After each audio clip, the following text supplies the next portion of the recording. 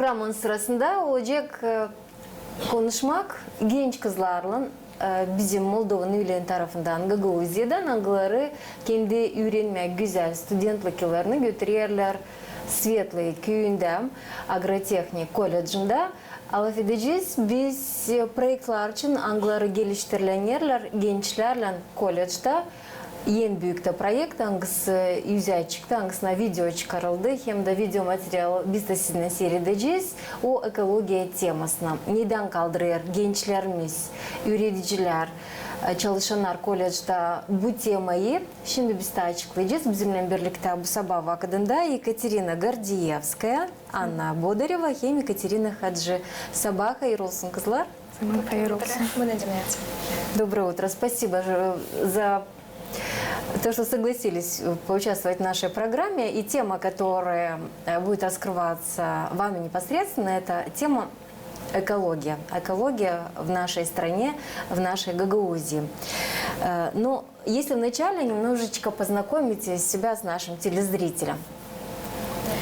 Здравствуйте, меня зовут Хаджи Екатерина, я учусь в аграрно-техническом колледже, уже 3-й курс, и моя специальность – это агрономия. То есть я непосредственно контактирую с сельским хозяйством, в полной мере его изучаю, и все предметы, которые нам преподаются, действительно очень подходят той актуальности, которой сейчас подходит наше сельское хозяйство, как в Гагаузии, так и во всей Республике Молдова.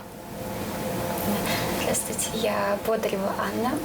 Я также учащаяся аграрно-технического колледжа в Светлом. Я также обучаюсь на 3-м курсе по специальности бухгалтерский учет.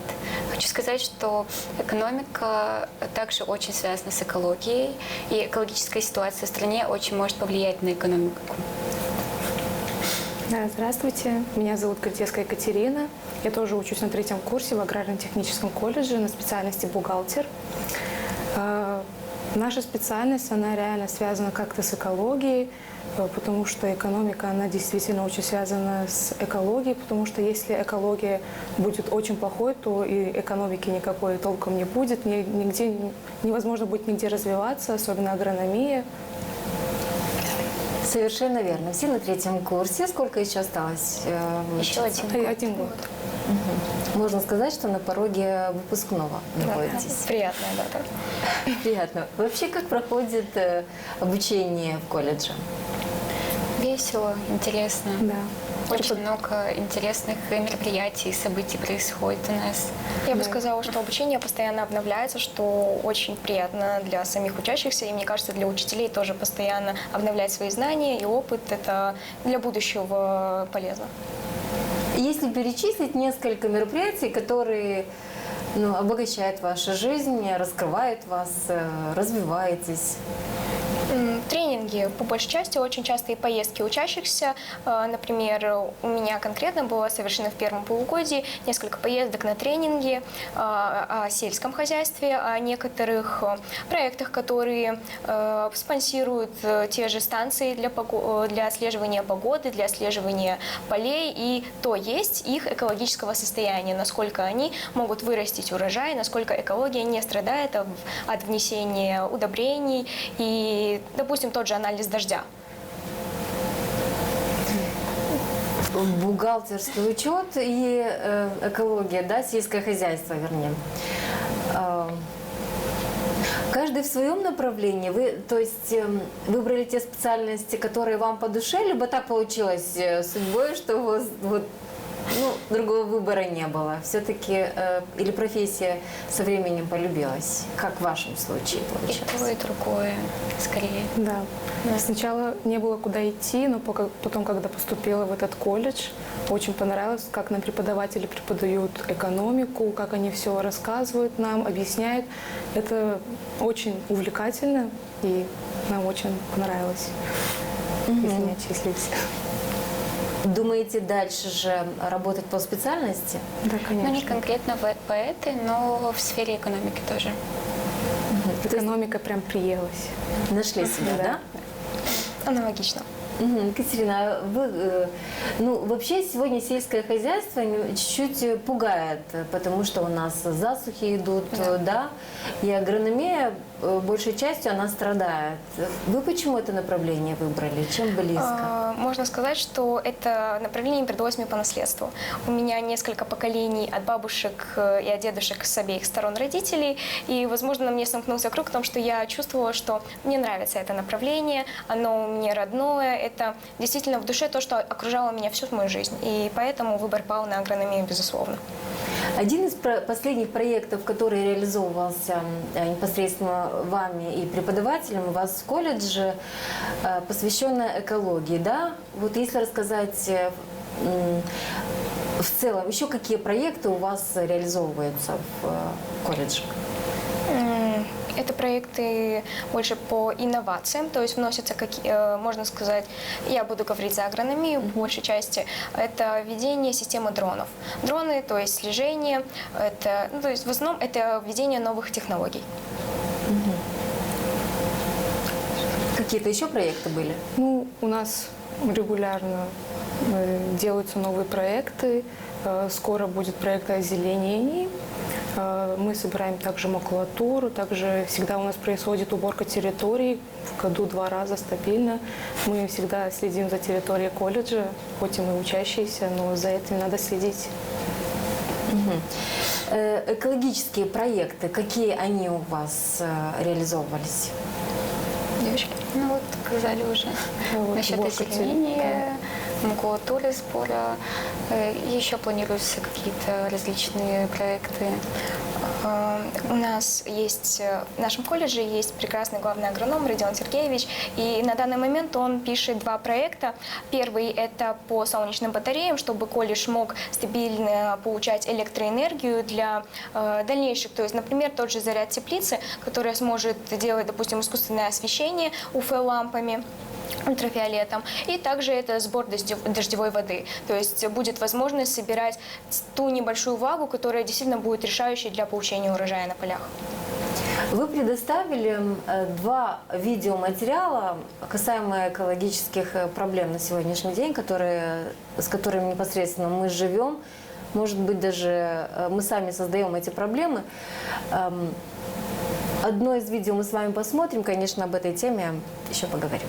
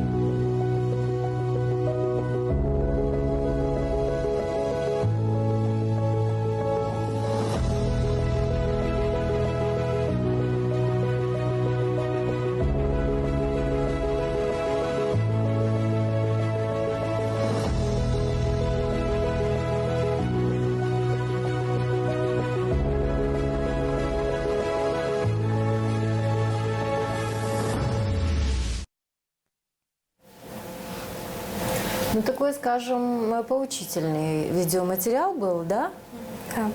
Да. Дали название? Да, называется «Хватит мусорить, за собой надо убирать». В начале видеоролика были показаны красивые кадры нашей природы, то, как она красивая без вот этих мусоров, то, что мы очень плохо делаем для нее. А потом уже начинаются кадры от того последствия, то, как люди безответственно относятся к загрязнению природы, то, как они позволяют себе портить все вот это, то, что дает нам природа. И хочу еще дополнить, что кадры изменяются очень быстро. Это говорит о том, что ситуация может очень быстро как и ухудшиться, так и улучшиться. Всё. И непосредственно человек главный виновник. Да. Мальчик еще был маленький. Да, это мой младший братик. Он сам проявил инициативу. Я вот рассказывала семье то, что мне нужно сделать проект. И он такой: давай, я тебе помогу. Он потому что видит в интернете очень много таких тоже видео. Мы ему и рассказываем то, что нельзя загрязнять, то, что это наша природа, это она все нам дарит. И он проявил инициативу, захотел сняться. Очень быстро все снялось. Ему очень понравилось. Он и сейчас рассказывает всем своим друзьям, то, что вот я снялся в ролике, вот я и всем рассказывает, и всем своим друзьям, и в садике воспитатели говорят то, что он всегда говорит, то, что вот нельзя загрязнять. Кто-то выбрасывает мусор, он подходит, собирает, и такое: нельзя загрязнять. Я почему-то даже уверена, что он никогда конфету больше не выкинет на землю, да? То есть это было постановочное видео, но дети, вы правы, что они перенимают навыки, вот эта практика, она на самом деле, она остается на всю жизнь, и этот ребенок никогда мусор не выбросит в неположенном месте. Надо детей с детства обучать то, что нельзя загрязнять, потому что если они видят то, что их родители так безответственно относятся к мусору, то они подумают: почему я так же не могу, почему я тоже не могу выбросить этот мусор. То есть надо правильные примеры показывать детям. Там была показана буквально простая истина. Нельзя хватит мусорить, за собой надо убирать. Я считаю, что надо обучать этого детей с самого рождения, с детства. Потому что иначе мы не сможем спасти нашу планету и улучшить экологическую ситуацию. Также 80% с этого видео было взято из наших населенных пунктов, из города Чедрулунга и из села Кангас. То есть вы сами, как очевидцы, вы фиксировали данные моменты, да? Да. Где мусорили, где природа пробуждается. Где природа пробуждается, это собирался этот материал, очень долго и вот пригодился. А вот мусор, мы ходили, фотографировали. Все это. И потом уже конец видео мы показали то, что человек все-таки может уже спасти. Еще не все так потеряно, хоть все так плохо, да, все еще. Но он может спасти. Мы даже, там были несколько кадров, как мы убирали территорию нашего колледжа, как нужно сортировать мусор. Что каждый из нас может внести свой вклад в это. Правильно думаете, и правильно, что в учебных заведениях, в вузах еще такие проекты, они дают нашей молодежи, нам, взрослым, подрастающему поколению, понять, что на самом деле ценно, и что экология – это все мы ее загрязняем, мы ее же можем очистить, да? Да. Еще одно видео есть, мы его тоже посмотрим.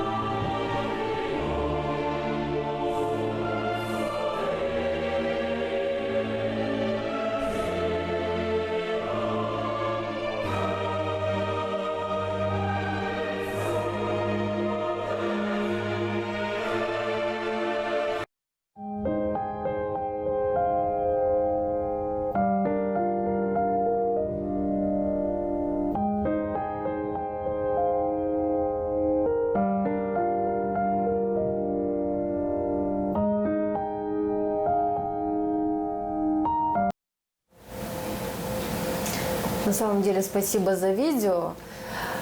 Какая цель была данного ролика?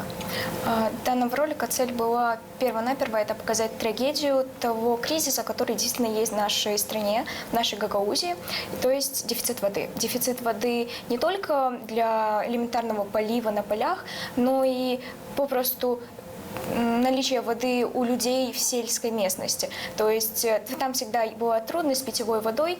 И вот это видео показывает о том, что если мы посмотрим попросту вокруг, это кадры буквально из моего села, из Светлого, там, где я проживаю, и можно наблюдать регресс, что в природе нет того источника, который сможет попросту вскормить даже необрабатываемые, что уже можно сказать о сельском хозяйстве и о простом быту.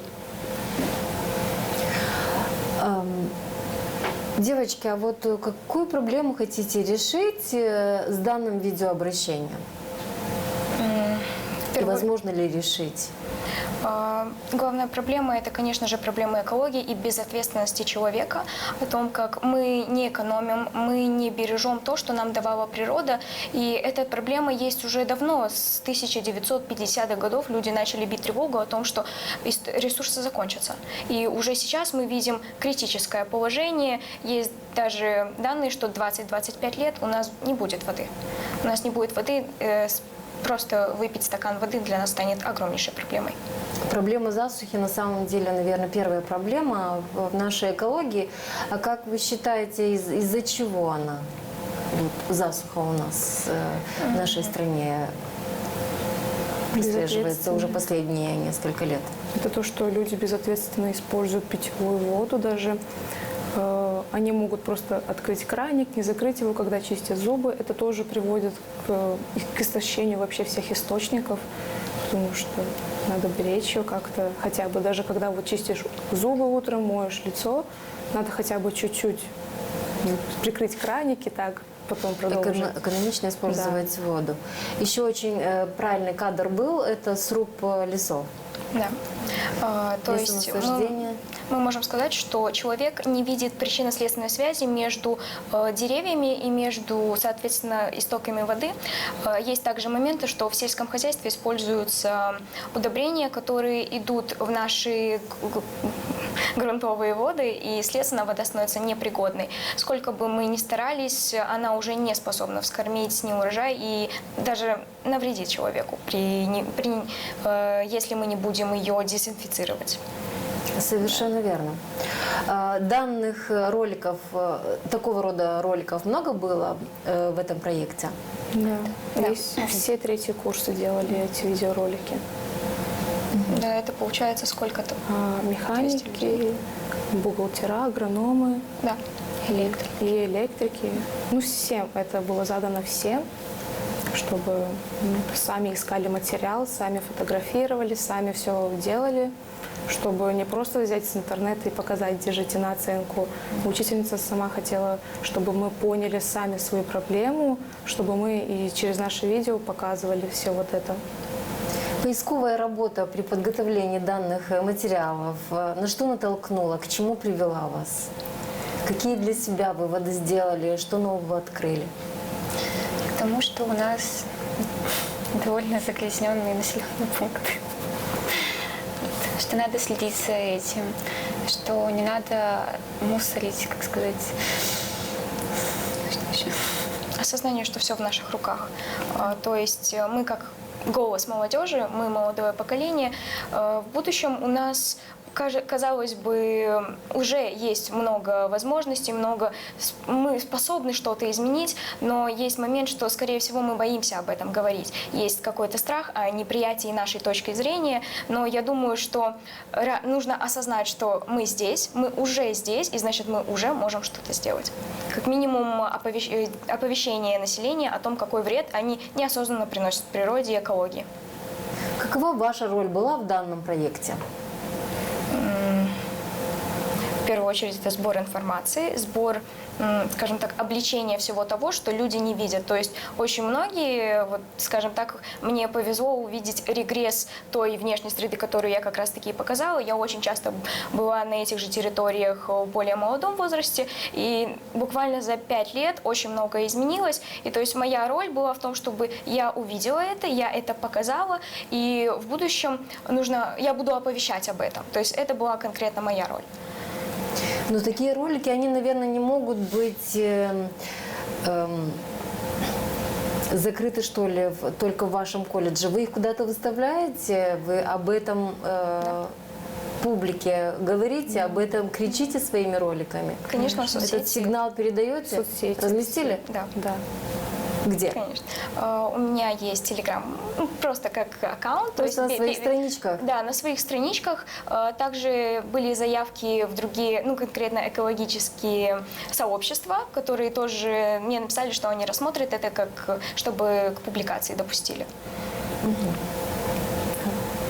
Также на территории, также на сайте вроде нашего колледжа это должны будут опубликовать. И какой-то проходит региональный какой-то конкурс по таким видео, спот. И вроде тоже вышли, чтобы люди все знали это, понимали. Не просто, чтобы видеоролик был, получила оценку и все. Это надо всем показывать. Поднимать проблему и говорить об этом. Совершенно верно. Кроме этого проекта, вы сказали, что непосредственно сами помогаете природе, нашей экологии. Это убираете территорию колледжа, да? Высадка деревьев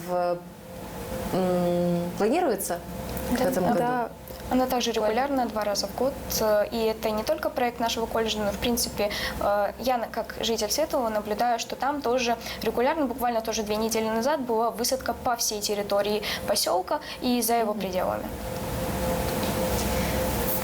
Каждый из вас высаживала дерево? Лично. Было? Этими руками. Какие деревья? В основном березы, тополя. Еще над ними есть вопрос, потому что они немного вызывают аллергию в момент своего цветения. То есть выбор, конечно, не очень, но конкретно по фотосинтезу тополя действительно очень помогают природе. Еще были клены, что же очень достаточно обширно. Больше всего кленов, в принципе, по населенному пункту действительно клены высаживаются чаще всего. Это в населенных пунктах. А дома? Дома орешник. Мы дома тоже садили сейчас фруктовые деревья различные. У нас целый сад дома есть. Да, у нас тоже. И гранатовые деревья даже уже посадили, аж выросли, такие большие.